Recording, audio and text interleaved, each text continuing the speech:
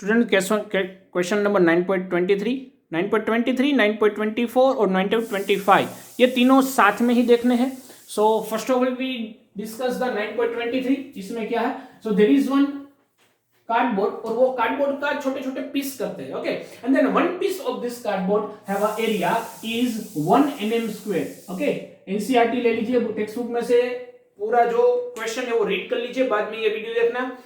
तो जो एरिया है छोटे पीस का एरिया वो दिया हुआ, that is the 1 mm square. And the question ये है, अगर मैग्नीफाइंग ग्लास से अगर हम उस ऑब्जेक्ट को देखते हैं, छोटे से ऑब्जेक्ट को देखते हैं, तो क्या होता है? We get the larger image.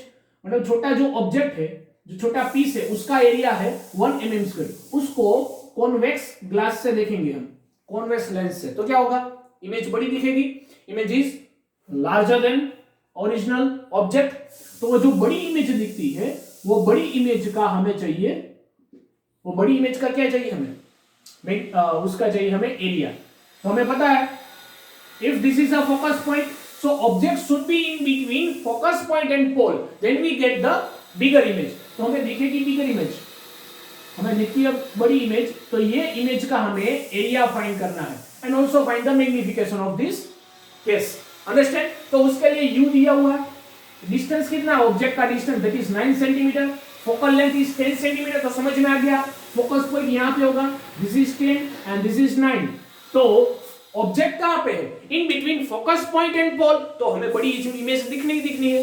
तो मैग्निफिकेशन फाइंड कर लेते हैं. फर्स्ट ऑफ ऑल देखिए, मैग्निफिकेशन फाइंड करना हो तो ये इक्वेशन है m equal to v by u. Okay, तो हमें चाहिए u एंड v.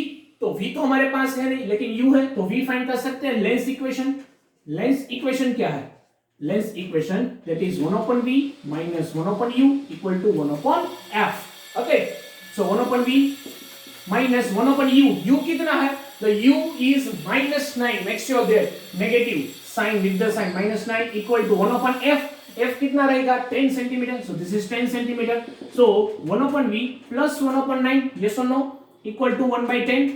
इसको इस तरफ ले जाएंगे, then 1 upon v equal to 1 upon 10 minus 1 upon 9. okay, so your v should be, v कितना आएगा? 10 is LCM, then 90 divided by 9 minus 10, so that is 90 centimeter. okay, 90 centimeter and it should be a negative because 9 minus 10 तो negative sign आएगी. so v हमको मिल गया -90 centimetre. तो magnification find कर सकते हैं. द मैग्निफिकेशन इज, अच्छा यहां पे फाइंड कर लेता, magnification is v by u. okay, so v is -90 and u is -9, so it is 10. yes or no? Positive 10 आया, मैग्निफिकेशन इज 10. सो मैग्निफिकेशन 10 आ गया. हमका क्वेश्चन ये है कि find the area of image. देखिए मैंने मैग्निफिकेशन पढ़ा है, तब आपने देखा था कि मैग्निफिकेशन दो तरह के रहते हैं, linear magnification and areal magnification. तो जो एरियल मैग्निफिकेशन रहता है उसका जो फॉर्मूला है वो कुछ ऐसा है, m² is equal to v by u whole square. ये सुनो, ये हमने पढ़ रखा है. दूसरा फॉर्मूला, इसका फॉर्मूला ऐसा भी लिख सकते हैं, m² is equal to area of image upon area of object. दिख रहा है? m² is equal to area of image upon area of object. ये क्वेश्चन है. तो हमें एरिया ऑफ इमेज तो फाइंड करना है, मैग्निफिकेशन का स्क्वायर. नॉर्मल मैग्निफिकेशन हमारे पास है तो उसका स्क्वायर कर ही सकते हैं ना. So this is 10 whole square is equal to ai, हमको पता नहीं, फाइंड करना है ao कितना है, ऑब्जेक्ट का एरिया. ऑब्जेक्ट का एरिया ये रहा 1 mm स्क्वायर. सो यहां पे रख देंगे 1 mm square. So final answer mm square में आएगा. Okay, so area is equal to 100 into 1, so that is 100 mm square. सो ये एरिया का एरिया किसका है? इमेज का एरिया आ गया. तो ऐसा बोल सकते हैं लीनियर मैग्निफिकेशन कितना टाइम्स हुआ?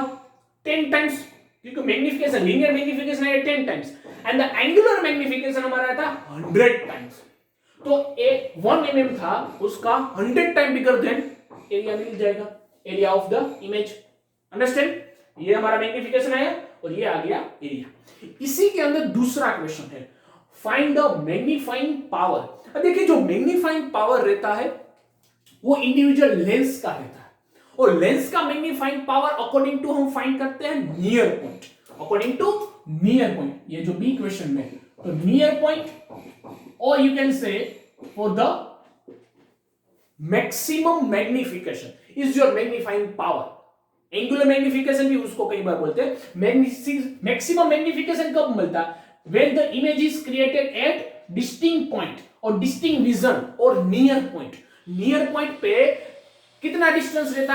-25 सेंटीमीटर। यस और नो? हम सबको पता, क्योंकि अगर लेंस यहां पे रहेगा, ऑब्जेक्ट यहां पे है, तो उसको इमेज यहां पे कहीं पे मिलेगी। Okay, and this distance is, तो इमेज कहां पे क्रिएट होगी? -25 सेंटीमीटर। 25 पे क्रिएट होती है, लेकिन ऑब्जेक्ट जो है, इमेज जो है वो लेंस के सामने, इसलिए हम नेगेटिव ले लेते हैं। अंडरस्टैंड? सो मैग्निफिकेशन फॉर्मूला कैसे फाइंड करेंगे? मैग्नीफाइंग पावर जो है वो मैग्निफिकेशन फॉर्मूला से ही आता है, लेकिन magnifying power is a maximum magnification, और मैक्सिमम मैग्निफिकेशन लेंस का फाइंड करना हो when we use this equation. ये कहां से आया? ये यहीं से आया। m equal to v by u only. Okay, तो value of u is d, distinct vision. Image कहां पे क्रिएट होगी? नियर पॉइंट पे, डिस्टिंक्ट विजन पे। तो डिस्टिंक्ट पॉइंट पे, so v equal to d, तो m equal to d by u। Okay, यहां पे वैल्यू पुट कर दिए, तो m equal to d is 25, u is 9। So m equal to कितना आ जाएगा? 25 बाई 9। तो कैंसिल में करेंगे 25 by 9, then we get 2.8. so this is 2.8. this is the magnifying power. understand? where the image is clear visible. done? so ये हो गया हमारा magnifying power.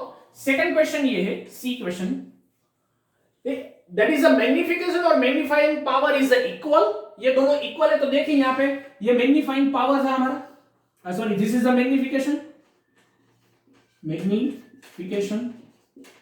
ओके, और ये था हमारा magnifying power MP, this is the magnifying power. तो दोनों सेम है क्या? नहीं है। So magnification and the magnifying power are not equal. Why this happen? Because in this case image is not created in a distinct point. अगर image जो है वो इस केस में डिस्टिंक्ट पॉइंट पे क्रिएट होती, तो हमको मैग्नीफाइंग पावर और मैग्निफिकेशन दोनों इक्वल मिलता। लेकिन यहां पे इमेज कहां पे मिल रही है? 90 सेंटीमीटर पे, मतलब डिस्टिंक्ट पॉइंट पे नहीं है। So that's why magnification and the magnifying power both are not equal.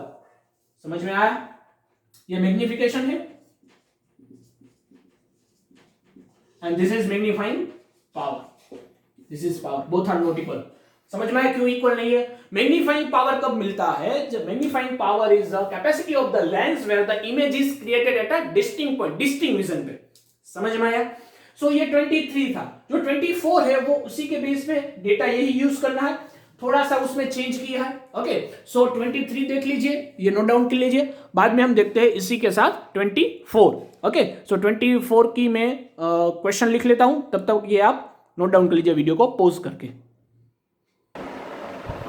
देखिए जो 9.23 था उसमें जो डेटा दिया था उसी डेटा का इस्तेमाल करके 9.24 है, और इसमें ऐसा दिया हुआ है कि हमें मैग्निफिकेशन फाइंड करना है।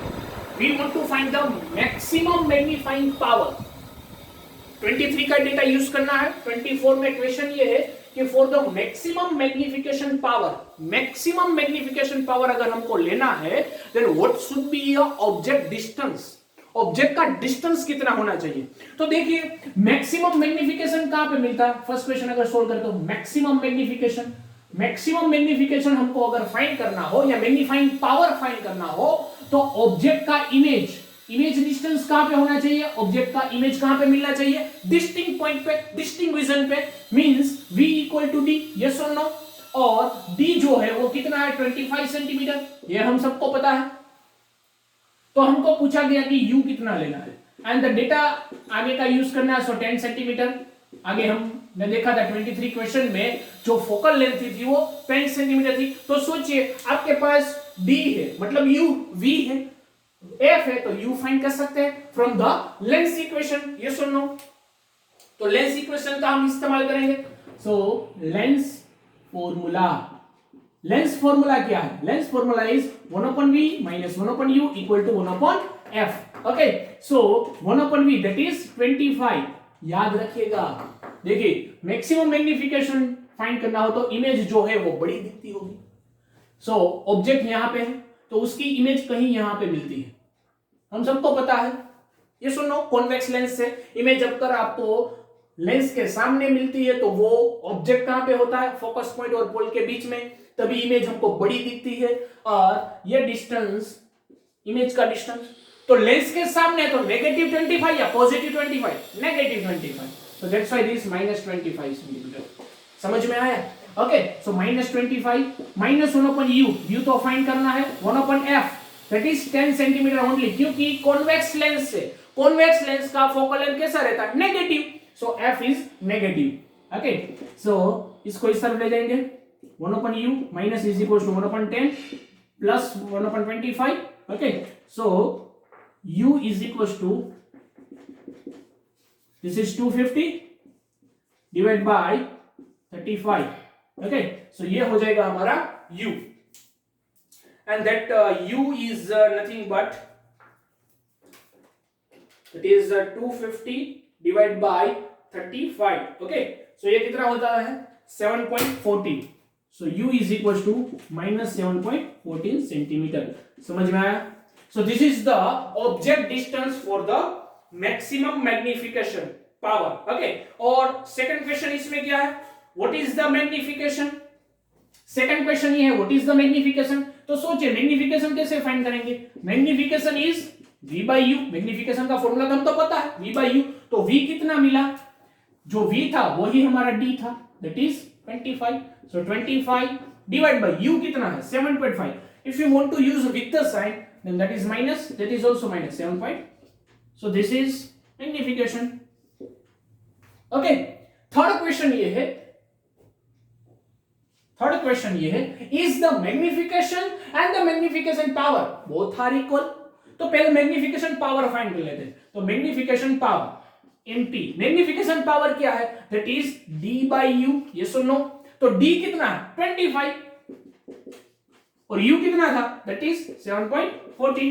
मतलब ऐसा बोल सकते कि नहीं, इस केस में, पर्टिकुलर इस केस में magnification and magnifying power both are equal, both